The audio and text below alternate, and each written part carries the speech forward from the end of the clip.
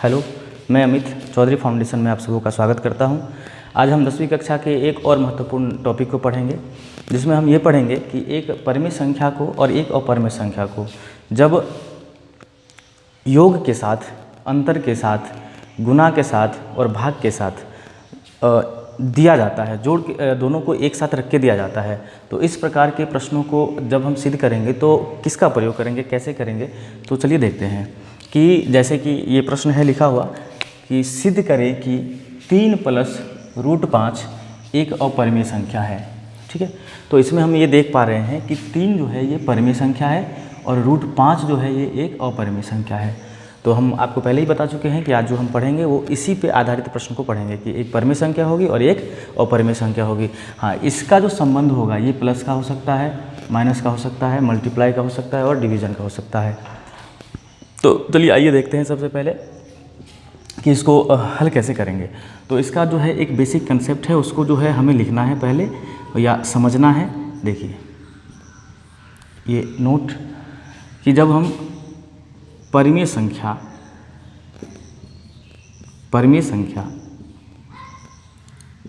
ठीक है और अपरिमेय संख्या, परिमेय संख्या और अपरिमेय संख्या को जोड़ते हैं, घटाते हैं, गुना करते हैं या भाग करते हैं, तो इसके बराबर में जो आती है वह अपरिमेय संख्या ही आती है, अपरिमेय संख्या ही आती है।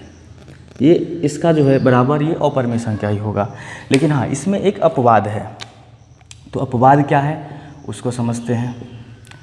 अपवाद कि 0 एक परिमेय संख्या है, 0 एक परिमेय संख्या है, 0 भी एक परिमेय संख्या है।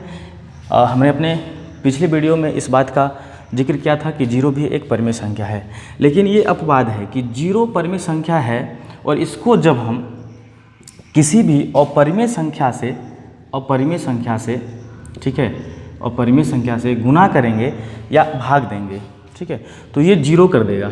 हाँ, जोड़ और घटा में तो अपरिमेय संख्या ही रहेगी, लेकिन गुना और भाग में जो है ये अपनी रूप दिखा देती है कि ये 0 है तो उसे भी 0 कर देगी। तो ये अपवाद है। 0 को छोड़ करके 0 को सिर्फ हमें इतना याद रखना है कि 0 इन संख्याओं के साथ जो है गुना के साथ में नहीं हो, ठीक है, या भाग के रिलेशन में नहीं हो, ठीक है, तब हम इन प्रश्नों को बड़ी आसानी से हल कर सकते हैं। देखिए, तो इसको जो हम बनाएंगे तो इसमें हम ऐसे बनाएंगे कि हमने तो ये समझ लिया कि एक परिमेय संख्या और एक अपरिमेय संख्या को जोड़ने पर, घटाने पर, गुना करने पर और भाग करने पर जो उसका योगफल आएगा, अंतर आएगा, गुणनफल आएगा या भागफल आएगा, तो वो अपरिमेय संख्या ही आएगा। ठीक है, लेकिन हाँ, 0 को छोड़कर, 0 जो है इसको मैंने लिख दिया है एक्सेप्शन में, अपवाद में। चलिए देखिए, इसको जो हम लिखेंगे वो ऐसे लिखेंगे।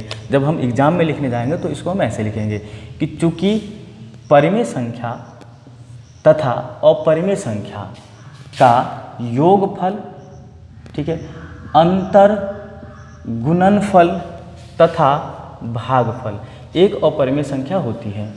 ठीक है, यहाँ तक समझ में आ गई कि किसी भी परिमेय संख्या तथा अपरिमेय संख्या को जोड़ने पर, घटाने पर, गुना करने पर तथा भाग करने पर एक अपरिमेय संख्या की प्राप्ति होती है। अतः यहाँ दी गई संख्या, तो यहाँ जो दी गई संख्या वो क्या दी गई है, 3 + √5। तो 3 + √5 में, ठीक है, 3 परिमेय संख्या है तथा √5 अपरिमेय संख्या है।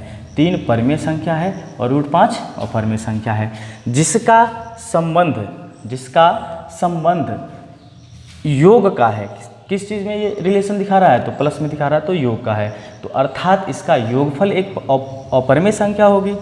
ठीक है, इसलिए 3 + √5 एक अपरिमेय संख्या है। ऐसे करके इसको हम यहाँ पे प्रमाणित करके, ठीक है, थोड़ा सा जो है इसको हाईलाइट कर देंगे। ठीक है, ये जो है ये हमारा सवाल जो है बनके कंप्लीट हो जाएगा। ठीक है, आपको जो है यदि ये 2 नंबर के अंक में पूछती है तो आपको कंप्लीट मार्क मिलेगा। ठीक है, चलिए एक बार फिर से इसको समझने की कोशिश करेंगे कि परिमेय संख्या और अपरिमेय संख्या को जोड़ने, घटाने, भाग करने तथा गुना करने पर हमेशा ही जो हमें प्राप्ति होगी वो अपरिमेय संख्या की प्राप्ति होगी। ठीक है, सिर्फ जीरो को छोड़कर। जीरो परिमेय संख्या है, लेकिन जीरो को अगर हम किसी अपरिमेय संख्या से गुना करेंगे तो उसको वो जीरो कर देगा। भाग करेंगे तो भी जो है हमने कल के वीडियो में जीरो के बारे में सारी चीज़ें पढ़ी, तो आप देख सकते हैं हमारे इस जीरो के वीडियो को, जीरो वाले जीरो पे जो हमने वीडियो बनाई है उसे आप देख सकते हैं। आई होप दैट आप लोगों ने इस वीडियो को समझा होगा, हमारे द्वारा जो बताई गई कंसेप्ट है उसे समझा होगा बड़ी ही आसानी से। धन्यवाद, मिलते हैं नेक्स्ट वीडियो में।